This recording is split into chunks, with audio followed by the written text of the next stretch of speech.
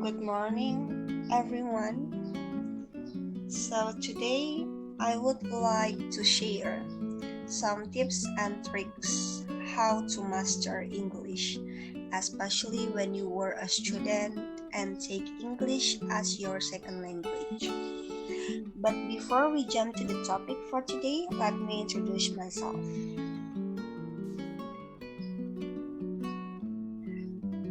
My name is Nika Ardila, but you can simply just call me Dila. And I'm a student of English department at Widyatama University.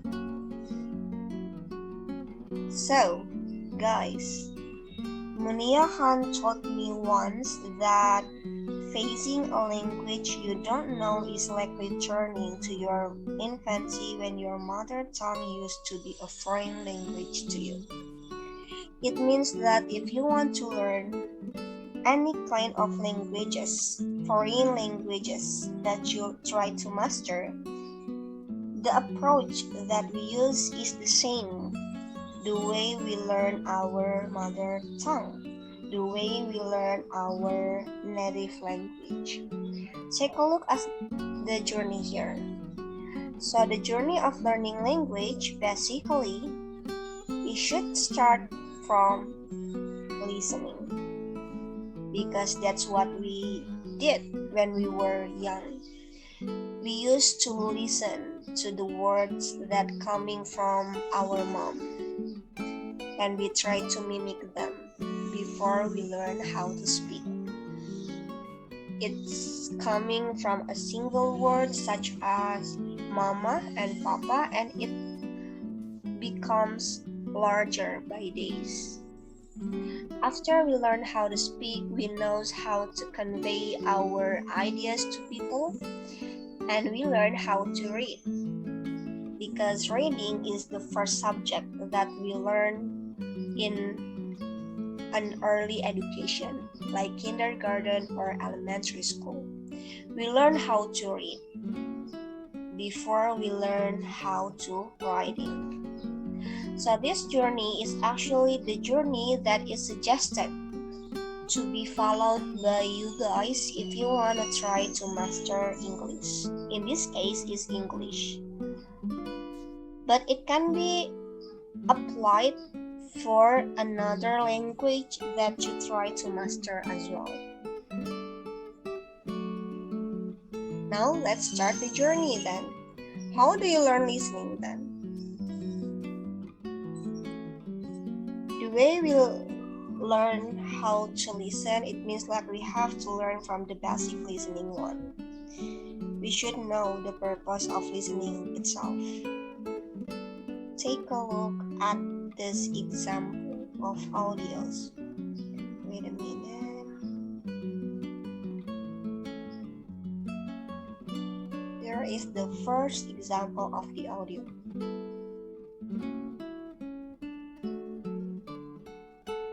Point that I couldn't even go to school anymore. I finally decided to listen to my parents and I went to the doctor. I was immediately diagnosed with vitamin deficiency, and the doctor prescribed me a bunch of supplements to take daily, as well as some other medicine to help relieve the pain. Within a few days, I was back on my feet. Okay, so do you find the audio is difficult? If it's yes, it means like your purpose of listening should be changed. Remember, if you want to listen something, you have to accept first that you are not going to understand everything. You will not understand like every word that you hear from the audio, but it's okay. Because the purpose of listening itself is not hearing a single word from them, but we need to grasp the main idea that the speaker tries to convey to us. So you have to stay relaxed when you do not understand the listening. And another major issue that I find or we find in our culture when we learn about a new language, that we tend to translate the English word into our native language. It shouldn't be like that. We have to know that English and our native language, there are two different things. So the thing that you really have to pay attention when you listen to the English to be the exposure for you, so you can be familiar with English. You shouldn't translate them. You just have to focus on the keyword and the context, then repeat. So that's how you learn how to listen. No translating, focus on the keyword, understand the context, and repeat. So you're gonna know how to use language through the things that you listen.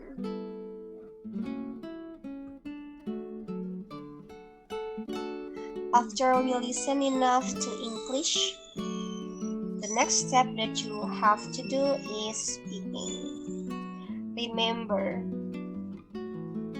if you want to master the language, you have to know the purpose of the language itself. It's all about communication.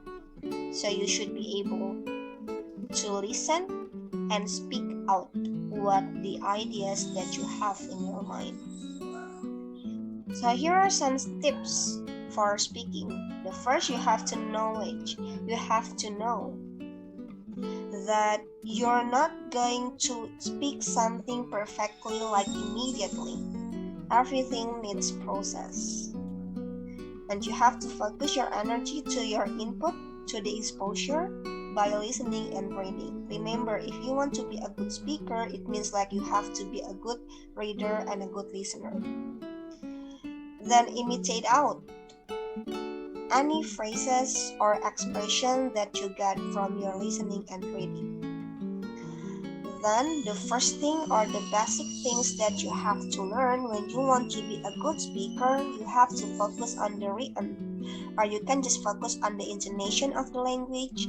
So you're gonna get familiar again with the language before you come to the pronunciation of individual words. Then speak a lot.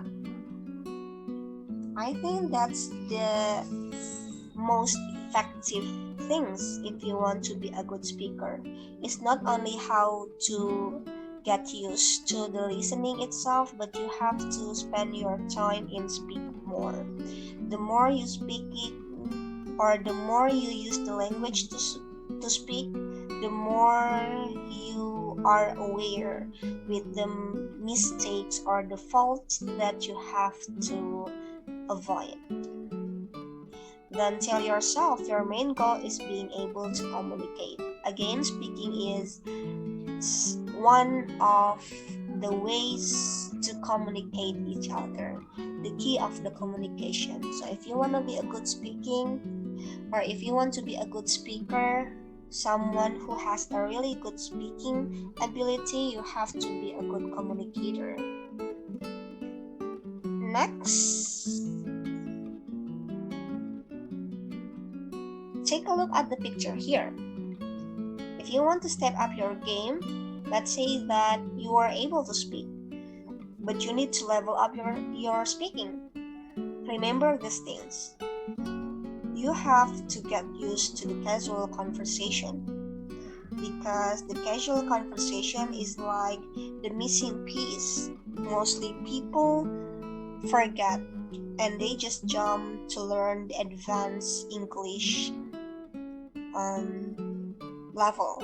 But actually, the thing that we have to pay attention first is the casual conversation. How do you communicate with the real situation in the native? Then you have to enrich vocabulary. After you get used with the casual conversation, you have to learn how to enrich your vocabulary.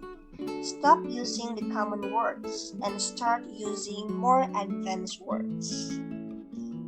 Then you have to study language chunks, study the phrasal verbs, study the idioms, and so on. And that's how you level up your speakings. Next, step. After we know how to speak, we have to learn how to read. Because it was mentioned before that reading and listening can be the exposure to you to be familiar with the language. So here is the reading tips that I have from you.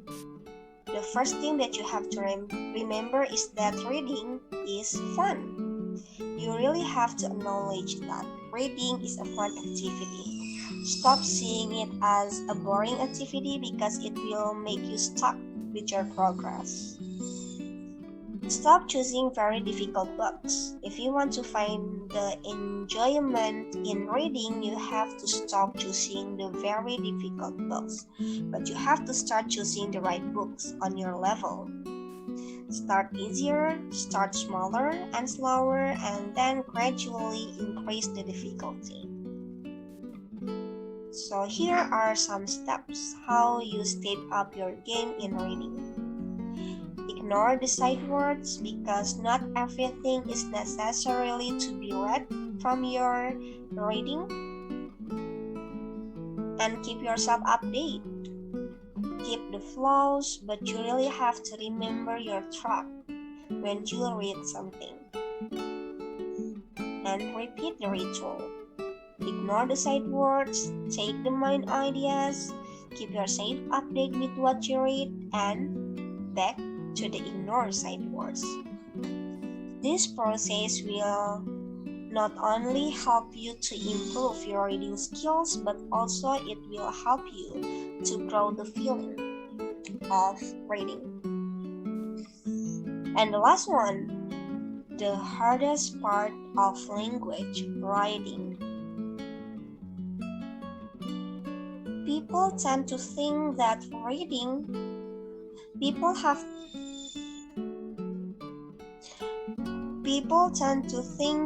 writing is the hardest process because they always think that writing should be agonizing. And they think that writing should be written in an academic purpose, but actually it's not a good start. If you want to have a good writing, you can just try to improve your writing by a small part. Like for example, start daily writing of anything. You can just start to read some novels, for example, and then make some summary of it. Or you can just make the diary of your daily life. Or you can just write comments or brief summary of what you listen or movie that you watch, and make it as your habit. Because the more you write, the more you are familiar again with the language itself, and you're gonna be easy. You're gonna find writing is an easy progress to deliver your information. So here are some tips how you brush up on your writing. The first thing is brush up on the basics. You have to learn the basic grammar of writing because somehow people ignore grammar while actually grammar is necessary. And next, try to get used to writing as the part of your life. Take some time to write anything. Next, you have to try to copy. It's not copy, but try to imitate how the writer that you admire writes something. You can learn how they convey their feeling, how they send their emotion through their writing, and start it from there. Start to imitate them first, and after that, after some times, I believe that you're gonna find your own style. And last time, the thing that you have to do after you write something is a proofread.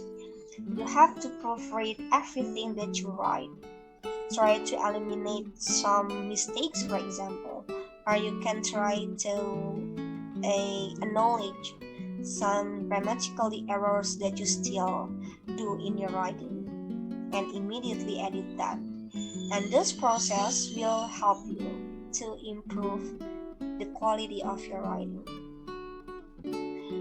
So we reached the final of the topic for today. For all the tips that I share here, the point is that you have to be consistent. You have to be consistent with your progress. Take a look at the example of the schedules that I used to have when I learned English. Actually, I'm still doing it until now, but it's not as regularly or as much as I did when the first time I learned English. We have to follow the schedule that we make here. Remember, the schedule is not supposed to be followed literally, but you can just make it more uh, carefree. As long as you are still reading, you are still listening, you are still writing in every day, it's enough for you. So you get a time to read, you get a time to listening, or you get a time to writing, and it's gonna help you to improve your English. Remember, practice is the key if you want to improve your English. So that's it for today. Thank you for having me here. Do you have any question? If you have any question, please tell me and I'm gonna help you through that. Okay, that's a good question. So I learned English since I was still in junior high school because my brother are actually uh, a coach of English and also a lecturer, English lecturer.